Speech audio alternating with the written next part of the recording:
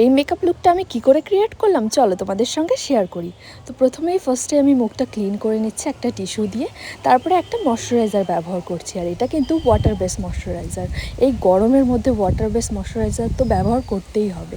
তারপরে আমি ব্যবহার করছি একটা কনসিলার। এটা ব্যবহার করতেই মুখটা প্রচণ্ড সাদা হয়ে গেছে, তারপর একটু ডোলে মেশানোর চেষ্টা করেছি। আর তারপরে আমি ব্যবহার করেছি ফাউন্ডেশন, আর এটা হলো মেভলিনের ফাউন্ডেশন। তারপরে আমি মুখটা ভালো করে ব্লেন্ড করে নিলাম। আর ব্লাশার হিসেবে আমি ব্যবহার করছি ফেসেস কানাডার একটা লিকুইড লিপস্টিক, যেটা আমার কাছে প্রমোশনের জন্য এসেছিলো, কিন্তু আমার ভীষণই কাজে লেগে যায়।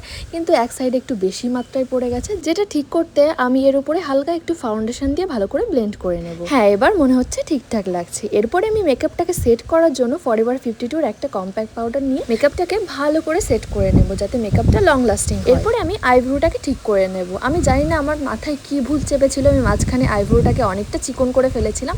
তারপরে দেখি একদমই ভালো লাগছে না। তারপরে আস্তে আস্তে আমি একটু মোটা করার চেষ্টা করছি, যে কারণে অনেক দিন আমি আইব্রো করিনি। যাই হোক, তারপরে পরে নিচ্ছি কাজল, আর এটা কিন্তু সুগারের কাজল। তো কাজলটাকেও লং লাস্টিং করার জন্য আর নিচেতে যাতে না ছড়িয়ে যায়, তার জন্য আমি একটা লাইনার নিয়ে নিচে দিয়ে ভালো করে টেনে নিয়েছি। আর একটু কোনাও কেটে দিচ্ছি। আমার কিন্তু কোনা কাটতে ভীষণই ভালো লাগে, যে কারণে আমি এইভাবেই বেশিরভাগ সময় কাজল পরি। তো তারপরে ব্যবহার করছি মাস্কারা। এটাও কিন্তু মেভলিনের মাস্কারাটা ভীষণই সুন্দর। আর তারপরে আমি ব্যবহার করছি লিপস্টিক। এটা হচ্ছে ম্যাকের লিপস্টিক, আর শেডটা আমার ভীষণই প্রিয়। বলতে বলতে আমার মেকআপ কিন্তু কমপ্লিট। তো কেমন লাগছে বলো তো? দাঁড়াও, আমি শাড়িটা আগে পরে নিই। তো শাড়ি পরা হয়ে গেছে। আর এই মঙ্গলসূত্রটা আমি কিছুদিন আগে কিনেছি, ভাবলাম যে এই শাড়ির সঙ্গে ভালোই মানাবে, তাই পরে নিলাম। তো কেমন লাগছে অবশ্যই তোমরা কমেন্টে জানাও। আর এইরকম ভিডিও যদি তোমরা আরও দেখতে চাও, তাহলেও তোমরা কিন্তু কমেন্টে জানাতে ভুলো না।